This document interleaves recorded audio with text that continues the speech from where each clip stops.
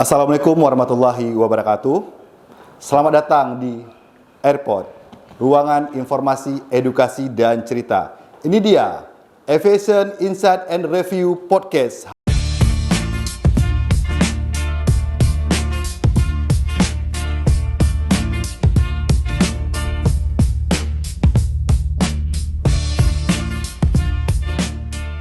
Hari ini sudah ada dua orang tamu yang akan hadir di ruangan kita ini. Itu yang pertama Bapak Zulfikar, Esos MMCT, dan Bapak Rizky Lestari, yang kita akan bahas tentang pentingnya peranan K3 dalam lingkungan kerja. Kepada Bapak Zulfikar dan Bapak Rizky Lestari kami persilahkan.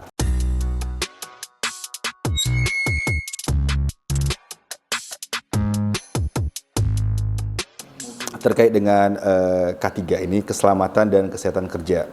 Sebenarnya Pak ya, apa sih Pak K3 itu? Nah, itu yang kami pengen tahu sejauh ini, karena mungkin nggak semuanya orang paham tentang K3, jadi kita pengen dijelaskan apa sih K3 itu sebenarnya Pak? Benar, jadi K3 kita bahas dari epistemologi, dari bahasa dulu. Bahasa dulu Pak, pengertiannya secara dari pengertian bahasa. K3 disingkat dengan keselamatan dan kesehatan kerja. Keselamatan dan kesehatan kerja. Oke. Dari bahasa udah jelas nih. Iya. Keselamatan dan kesehatan kerja. Selamat Tapi dulu baru sehat itu Pak. Selamat dulu baru sehat. Nah, karena udah dipancing sama Pak Rizky nih. Muncul nih K3 yang lain nih. Ada K3 kesehatan dan keselamatan kerja. Ada K3 kerapian, keindahan, dan keanggunan misalnya. Resik-resik itu ya. Oh, itu ada ininya Pak sendiri ya? Ada yang mengistilahkan. Ada yang mengistilahkan. Tetapi kita pengawas ketenagakerjaan, kita di tempat kerja tetap mengambil K3 dari undang-undang. Dasarnya undang-undang Pak. Undang-undang. Ya. Undang-undang seperti yang kita tahu, Undang-Undang 1 tahun 1970. Ya. Ya, Undang-Undang 1 1970. Dan di dalam Undang-Undang 170 itu K3 adalah serangkaian kegiatan untuk mengurangi dan menghilangkan resiko kecelakaan dan penyakit akibat kerja. Pencegahan juga Pak ya? Dua nih ya. Kecelakaan kerja dan penyakit akibat kerja. Kenapa ada istilah resiko, Pak? Nah, kenapa ada istilah resiko nih Pak? Nah, di dalam Undang-Undang 170 juga yang disebut dengan tempat kerja. Yang mana tempat kerja, ayo Pak Wawan? Ya, tempat kerja ini kan luas Pak. Iya. Bisa di tempat tertutup. Kayak kita nih, ada tempat terbuka. Ada di angkasa, seperti pesawat. Ada di laut. Ada di bawah tanah. Ya. Nah, syarat menjadi tempat kerja itu ada 3. Ada orang kerjanya, ada pekerjaannya, dan satu lagi Fasilitas. ada resiko. Resiko. Bukan Pak. Resiko. Jadi ketika kita menyebut tempat kerja, pasti ada resiko. Ya. Nggak mungkin ada tempat kerja yang nggak ada risiko, Bang. Ya, benar-benar. Makanya wajib adanya pengendalian risiko tersebut dengan cara dikurangi atau dihilangkan. Dikelola lah gitu Pak, risiko itu Pak. Ada risk management di kita. Risk management. Oke, Pak Wawan. Sebelumnya Pak Rizky, kita sebutlah ini bandar udara adalah sebuah tempat dengan potensi risiko tinggi. Berarti level tertinggi juga Pak dalam transportasi ya. Dalam bidang bandar udara ini risikonya tinggi Pak. Potensi risiko tinggi. Dari perizinan aja udah tinggi Pak Rizky. Iya kan? Dari perizinan kita udah tinggi. Ya. Makanya wajib ada SMK 3, Sistem Manajemen Keselamatan dan Kesehatan Kerja Pak Rizky dan Pak Wawan. Nah, ini adalah pengertian dan filosofi dari K3 itu sendiri. Undang-Undang 170 ada sanksi pidananya. Sampai ke pidana berarti ada tuh Pak? Ada sanksi pidananya. Itu namanya adalah tindakan pidana pelanggaran. Kalau di kita disebut dengan tindakan pidana ringan. Ringan. Hukumannya berapa? Bisa hukuman penjara 3 bulan maupun hukuman denda 1 juta. Kecil ya kayaknya. Itu terhadap perusahaannya atau individunya Pak sebenarnya? Tetap perusahaan. Perusahaannya. Tetap kewajibannya jatuh dilimpahkan ke perusahaan seperti itu Pak. Kenapa kewajiban? Ya, kewajiban dari si perusahaan terhadap ketentuan undang-undang. Sedangkan kewajiban si pekerja, kewajiban Bang Wawan ini terhadap perusahaan dan peraturan perusahaan. Oh iya, masuk. Nah, sudah masuk nih Pak. Iya, Masuk. Jadi ketika terjadi pelanggaran, walaupun dilakukan oleh si pekerja, individu, tetap si perusahaan bertanggung jawab ya. Harus bertanggung jawab terhadap aturan. Penegakannya di perusahaan. Di perusahaan. Kalau bahasa si undang-undang itu namanya adalah pemberi kerja. Pemberi kerja Pak ya. Iya. Ini kita ke Pak Rizky dulu ya. Ini Pak, kalau Pak Rizky nih, Bapak kan sudah lama ya di sini ya.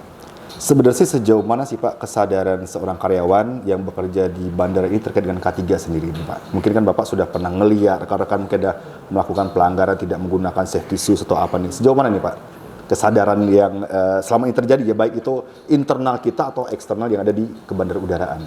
Ya baik Bang Wawan. Jadi sebenarnya kalau dari perspektif kami pemberi kerja atau yang melakukan pengawasan ini Pak, APD ini kan alat pelindung diri Pak. Kita bilang kalau tubuh kita begitu kena panas dia punya reaksi langsung Pak untuk menghindar Pak kan. Tapi kalau alat-alat yang kita gunakan sebagai alat bantu pekerjaan kita ini kan dia barang, dia tidak bisa memproteksi diri. Jadi dia pada saat dia mungkin ya kalau kita bekerja di genset seperti di sini ada genset 1000 kPa Pak, dia tegangannya bisa jadi overheat gitu Pak ya.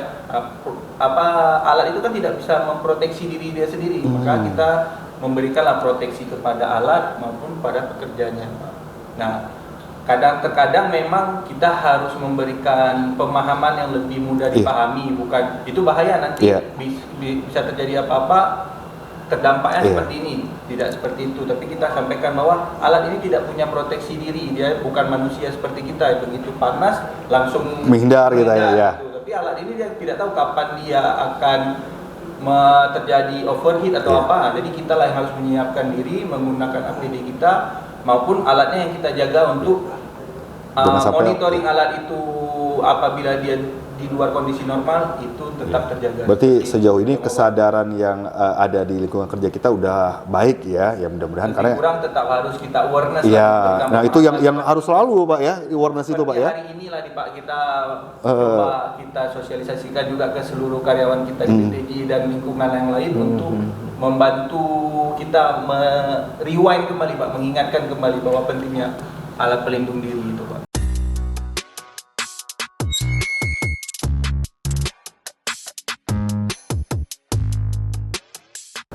Baik, Familia PTJ masih dengan Bapak Zulfikar dan Pak Rizky Lestari, masih dengan pembahasan kita pentingnya penerapan K3 dalam lingkungan kerja. Tadi kita sempat break sebentar terkait dengan level apa sih Pak nama tadi Pak? Hierarki ya.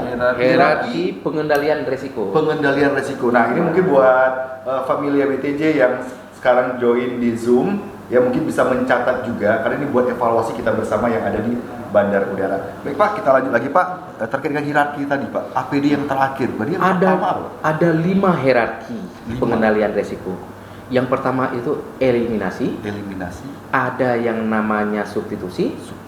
Ada yang namanya rekayasa teknik. Ada namanya rekayasa administratif dan yang terakhir baru APD. APD, berarti bukan benar APD yang pertama Pak. Benar ya? APD kok yang terakhir Pak? Ya, di kami APD itu yang pertama. Kalau nggak pakai APD nggak boleh masuk kantor. Gitu ya Pak ya? Iya betul Pak. Karena sudah disinggung genset, kita ilustrasikan 5 hierarki ini tentang genset dan Pak Rizky. Apa sih resiko dari genset? Yang paling mudah kita analisa. Yang pertama itu suara. Suara Pak. Benar kan? Betul Pak. Suara. Resiko suara genset dapat mengganggu pendengaran dan kita bekerja. Penyakit akibat kerja. Dapat menimbulkan penyakit akibat kerja. Bisa peka? Bisa peka. Bahasa inilah. Bisa. Ya ini kita bicara genset bukan karena kemarin mati lampu di bandara. Ini karena dipancing Rizky aja. Karena genset. Oke, kita mulai dari hierarki yang pertama. Namanya eliminasi. Eliminasi, Pak. Eliminasi. Ketika ada resiko, eliminasi ini kan menghilangkan. Oh, menghilangkan Berarti kalau genset itu punya resiko suara yang dapat mengganggu, hilangkan gensetnya. Oh, Itu hierarki yang pertama. dihilangkan. Gensetnya yang dihilangkan. Bukan suaranya, Pak. Bukan suaranya. Itu hierarki pertama, Pak. Oh iya. Kalau kita cerita ini ke pimpinan, nggak bisa tuh, Pak ya. nggak bisa. Karena genset juga butuh. Iya. Untuk pengadaan genset yang kedap suara juga butuh biaya. Biaya. Oh. Betul, Pak. Bener nggak? Benar. Bener. Oke. Kita masuk ke hierarki kedua. Karena nggak bisa dihilangkan, kita substitusi. Apa yang kita substitusi? Sumber suaranya. Di mana itu? Berarti kita Knalpot. Kita geser knalpot yang seperti itu. Knalpotnya yang kita ganti. Ganti. Substitusi nih. Modifikasi. Nah, kita ganti nih. Kita ganti. Ganti knalpotnya dengan knalpot racing. Racing. Lebih besar gede lagi. lagi, makin gede lagi, Pak, tuh, Pak. Lebih besar suaranya. Makin besar lagi tuh, Pak. Nah, lebih besar suaranya. Kita ganti dengan knalpot yang suaranya lebih lembut. Oke, kita ganti dengan knalpot suaranya lebih lembut. Atau, bisa nggak diganti? Pak, masih ada juga suaranya nih. Sulit untuk dikurangi. Sulit untuk dikurangi. Muncullah yang namanya hierarki ketiga. Ketiga. Apa tadi? Rekayasa teknik tuh, Pak. Rekayasa teknik, Pak. Itu dicatat, Pak. Kalau catat Nah. kita lupa juga. Rekayasa teknik. Rekayasa teknik. Caranya gimana? Satu, knalpotnya diangkat ke atas. Ya, oh, itu bagian dari rekayasa Bagian teknik, dari Pak. rekayasa teknik. Oh, iya. Maka knalpot genset kita tuh tinggi-tinggi gitu, Pak. Nah, Gitu. itu. Yang kedua, dibuat kompartemen. Kompartemen boleh itu berbentuk berbentuk ruangan ataupun cuma pembatas untuk dia saja. Yang kedap suara. Kedap suara berarti, Pak. Bener kan? Iya. Bener nggak? Bener. Bener. Artinya apa? Itu sudah masuk ke hierarki Ketiga, berarti, Ketiga. Pak. Bisa diterapkan berarti itu, Pak ya, Nah. hierarki ketiga. bisa. Bisa. Sudah bisa. Masih ada risiko nggak? Masih dong. Masih. Muncul yang namanya hierarki keempat. Apa itu hierarki keempat? Rekayasa administrasi tadi, Pak. Rekayasa administratif. Rekayasa administrasi. Apa tuh rekayasa administrasi? Seperti yang Mbak Rizky bilang tadi, muncul stiker ataupun muncul sebuah rambu. Oh, rambu. Selain operator genset Dilarang masuk. dilarang masuk, Iya. itu namanya adalah Rekayasa administrasi. Atau mungkin tegangan tinggi gitu. Pak. Itu rekayasa administrasi. Kita pagar dia, kita taruh rambu segala macam. Itu adalah rekayasa. Dan terakhir adalah yang kita bahas tadi, APD. Pak. APD. Yang terakhir adalah APD. Tetapi APD wajib disediakan oleh perusahaan. Oh, walaupun dia yang terakhir, tapi dia yang wajib, Pak. Dia yang Oh, wajib. iya. Kalau yang lain nggak wajib. Kalau eliminasi kan nggak wajib kalau nggak ada resiko. Nggak mungkin dihilangkan tadi, Pak ya, nggak Nah, mungkin dihilangkan. Substitusi nggak wajib karena nggak ada resiko. Tapi kalau APD wajib sesuai Iya, dengan iya. resiko kan. Nah, wajib Peralatan kerja dan lingkungan diadakan. kerja. Wajib ada nih. Iya. Wajib ada. Dan karena wajib ada, wajib dipakai. Kenapa? Tempat kerja itu ada Risiko. ada resiko. Masuk ke poin 2 tadi, Pak ya. Masuk dia Pak Eko. Pak Wawan. Jadi kan, Itu Pak Wawan. aduh ini yang ilmu baru juga, Pak, bagi Ilmu baru. kita ya. Terus juga, Pak, ini, Pak, apa sih, Pak, tantangan penerapan K3 ini, Pak, secara umum? Tantangan apakah dari perusahaannya atau dari aturannya atau apa sih, Pak, tantangan terbesarnya ini? Sulitnya penerapan K3 ini di lingkungan pekerjaan, Pak. Ada 3 fokus utama, Pak. Ya, Pak. Yang pertama itu adalah alat. Alat. Ya. Pesawat uap, pesawat akan angkut. Kenapa dinamakan pesawat? Karena itu adalah gabungan dari beberapa alat. Nah, kemudian genset. Genset itu di kita namanya penggerak mula di PTP. Udah. Itu alat. Yang kedua personil. Ada nggak tantangan di alat? Ada. Makanya muncul namanya sertifikasi alat. Oh, iya. Oh, itu Standar. Solusinya, nih fokus utama alat itu solusinya adalah sertifikasi alat. Wajib layak Layak tidak ya? layak tidak untuk digunakan. layak K3 bahasa kita ya, Iya, layak iya. K3. Yang kedua, personil. Personil. Nah, personil ini solusinya gimana? Ada sertifikasi personil. Ahli K3 umum wajib sertifikasi personil. Ahli K3 listrik wajib ada. Satu nih, genset misalnya. Genset, Pak. Genset aja udah beberapa personil nih, Pak. Satu, ahli K3. Umumnya, Dua, Pak. Listrik, Pak. Operator. Operator. Tiga, teknisi. Teknisi. Yang melakukan pemeliharaan rutin tuh, Pak ya. Nah, itu dan wajib ada setiap shift kerja. Kalau kita misalnya kita kerja 24 jam di bandara-bandara internasional kan bekerja 24 jam.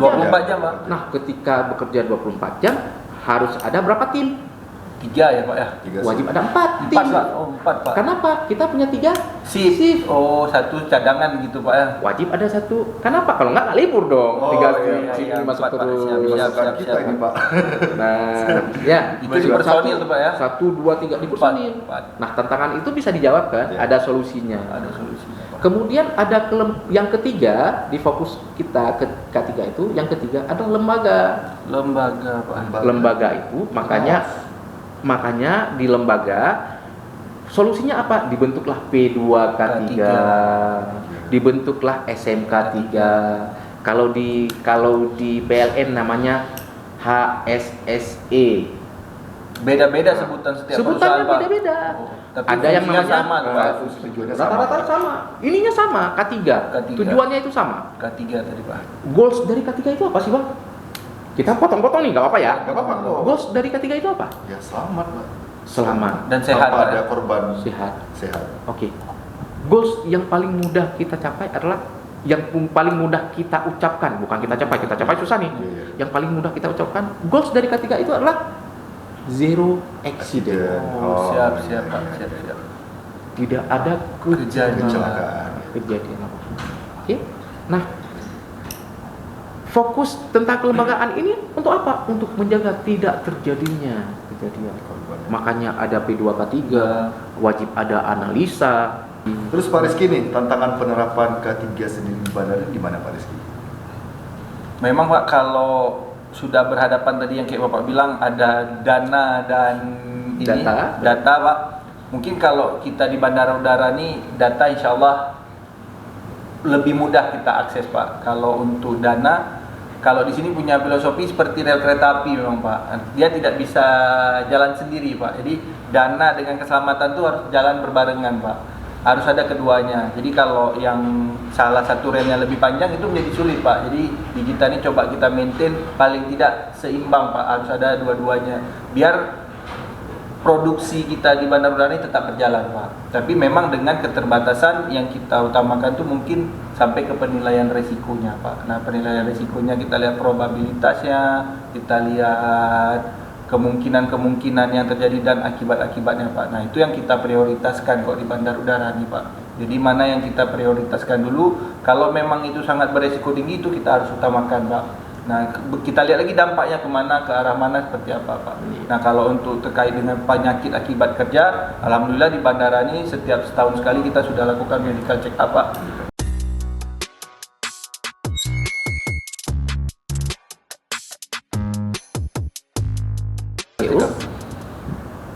Pertama, berkala, fungsinya apa, Pak?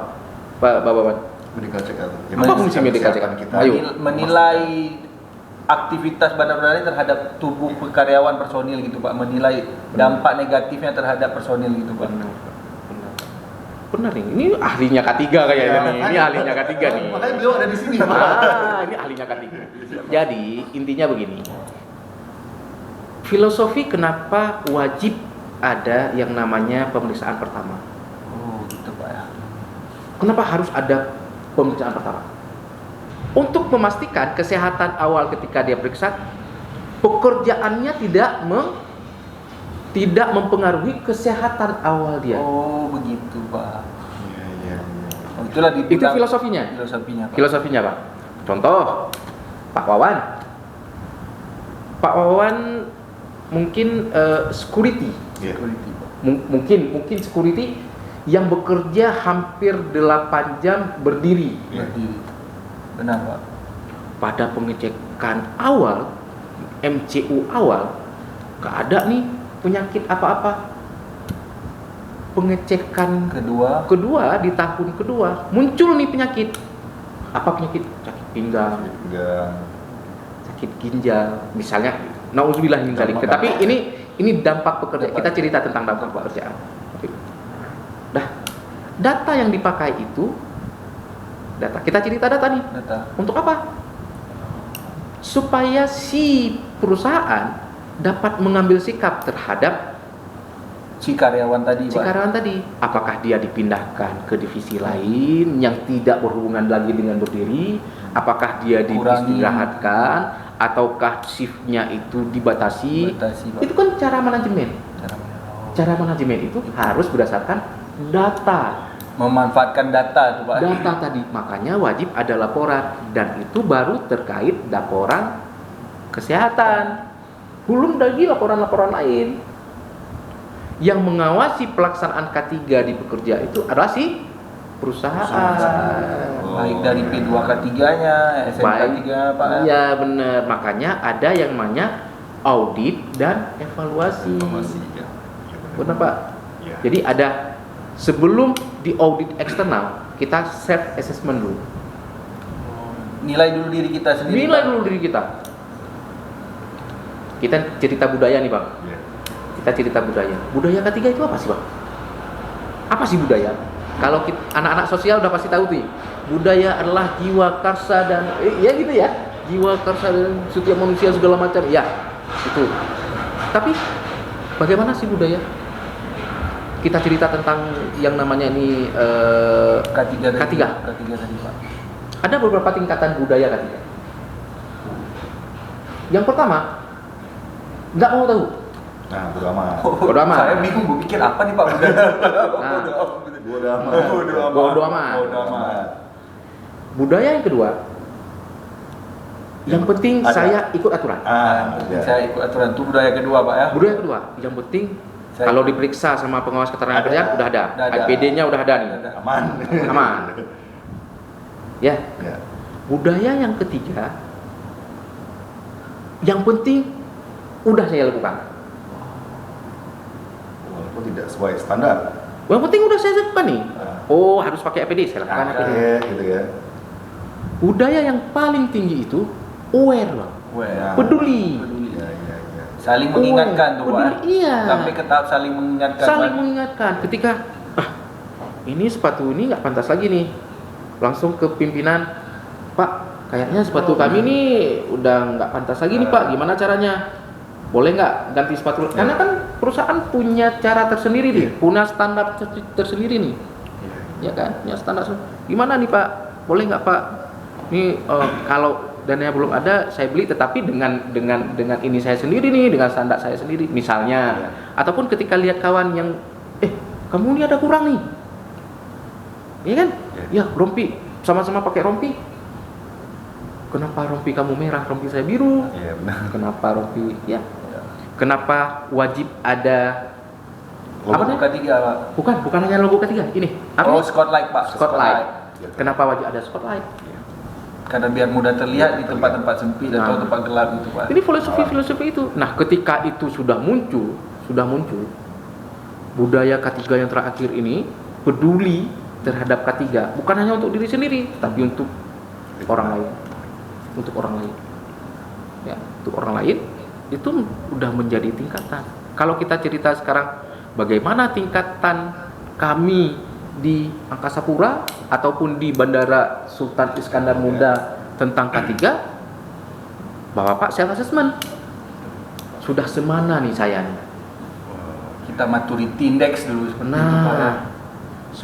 Sudah semana nih kami ini di sini melaksanakan K3? Udah pedulikah? Atau hanya untuk memenuhi formalitas asal diperiksa udah ada? Ataupun memang untuk individu? Atau bodoh amat? Atau kadang-kadang bodoh amat? Itu yang harus kita nilai lagi bawahan. Evaluasi lah, evaluasi. Terus Pak Rizky nih, bagaimana cara penerapan K3 di lingkungan bandara? Karena kan selama ini kan banyak pekerja yang tadi saya katakan. Gimana nih penerapan treatment yang diberikan oleh Pak Rizky ini sebagai orang K3 di bandara ini, Pak? Ya seperti Bapak bilang tadi nih Pak, yang ada 4 budaya nih Pak kan. Kalau kami untuk yang pekerja di luar Pak, mitra kerja kami yang melakukan memberikan bantuan kepada kami itu kelihatannya harus pakai yang level 2 Pak. Harus pakai Pak untuk yang orang di luar Pak. Maksudnya ya kita kan semua aktivitasnya nggak mungkin kita langsung semua Pak. Jadi ada pekerjaan-pekerjaan yang kita kerjasamakan dengan pihak ketiga Pak. Nah, sebelum mereka melakukan aktivitas itu mereka harus mendata dulu Pak, baik personil, waktu kerjanya, area kerja, peralatan kerja itu harus dikonfirmasi dulu ke kita. Ke kita tuh misalnya saya Pak akan adakan pekerjaan misalnya perbaikan keramik tuh Pak. Area kerja saya kan keselamatan kerja nih Pak, berarti mereka harus approval dulu ke kita Pak. Setelah approval ke kita, approval lagi ke unit ST Pak. Jangan nanti begitu dia bobok di situ rupanya ada plumbing, ada itu yang bahaya Pak. Harus approve dulu Pak. Paling enggak dia harus menampakkan diagramnya Pak. Diagram pekerjaannya, aturan pekerjaannya. Nah, dari segi keamanan harus kita uji lagi Pak. Ini orang ini aman nggak untuk masuk ke tempat kita Pak? Itu. Harus approval lagi Pak. Jadi ada terakhir ada baru hierarkinya, ada hierarki, ada approval di keselamatannya Pak, karena kita di sini kayak pemadam kebakaran tuh punya unit khusus, itu unit yang akan memverifikasi terakhir Pak. Jadi setelah format izin kerja itu dirilis semua oleh unit yang bersangkutan terhadap pekerjaannya itu, baru dia bisa melakukan aktivitas Pak. Tapi terkait dengan APD tadi dia harus kelihatannya pakai budaya nomor 2 kok kami di sini. Harus pakai dia Pak, harus memenuhi dulu Pak. Ternyata Bang Wawan, Pak Wawan dan Pak Rizky, ada satu nih yang wajib kita laksanakan, integrasi sistem K3. Siap. Ini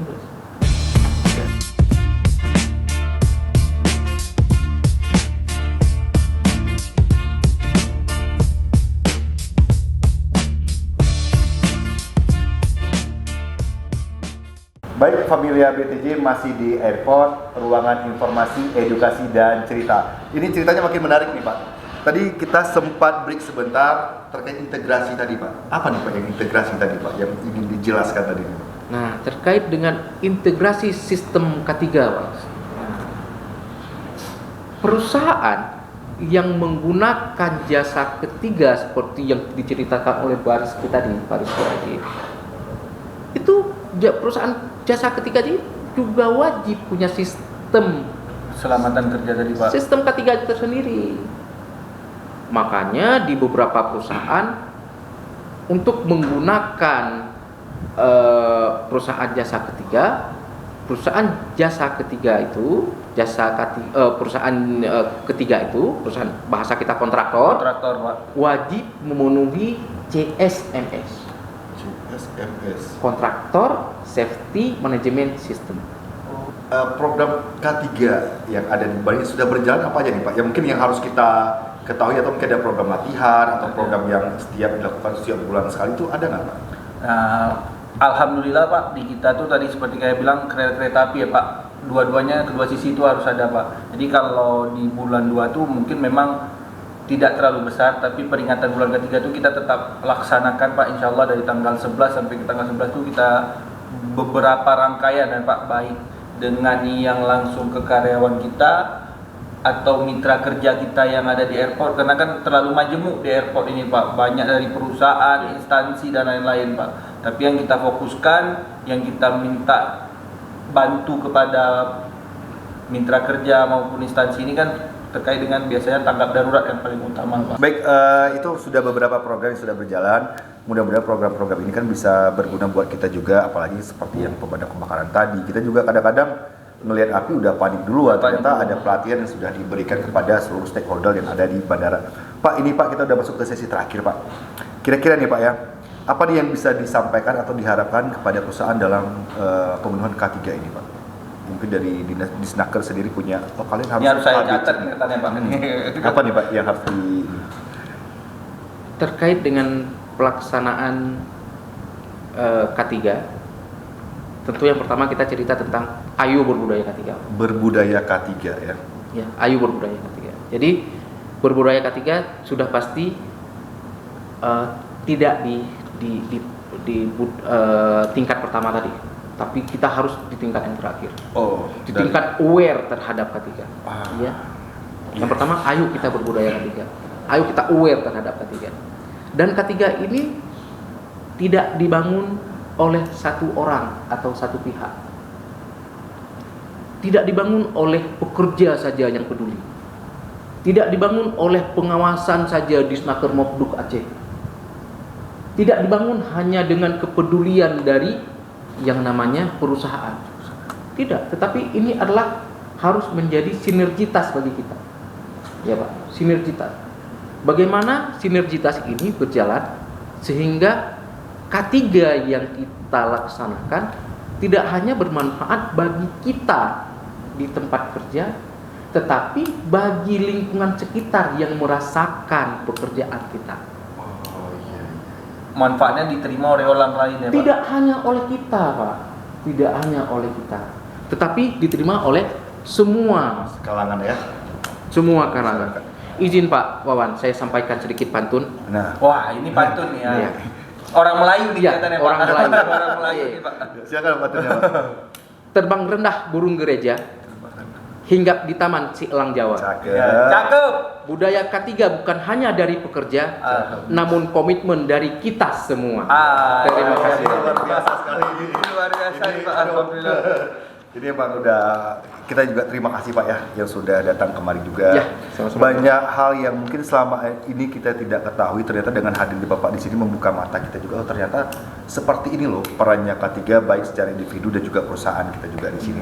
Dan terima kasih juga udah hadir di sini Pak Rizky. Siap. Terima kasih juga Terima kasih, ya. Bang Wawan. Mudah-mudahan sering diundang lagi nih. Siap. Saya juga kalau begini Insya Allah, Pak. yang datangnya kan saya nyaman menjelaskan semua. Di sini, oh tinggal nanya aja. Pak, mohon maaf Pak ya kalau siap. ada salah-salah atau mungkin Sama-sama, Siapa? sama-sama Pak Rizky. hal-hal yang banyak kami tidak ketahui selama ini Pak. Mudah-mudahan dengan kehadiran Bapak di sini bisa memberikan kami ilmu yang lebih baik lagi di kemudian Amin, hari amin. dan memperbaiki citra perusahaan kami juga. Amin. Ya. Ya. Baik Familia BTJ, terima kasih yang sudah ada di Zoom hari ini dan juga yang akan menonton di podcast kita. Tetap di podcast Aviation Insight and Review Podcast. Saya Wan Siawan pamit. Akhir kata wassalamualaikum warahmatullahi wabarakatuh.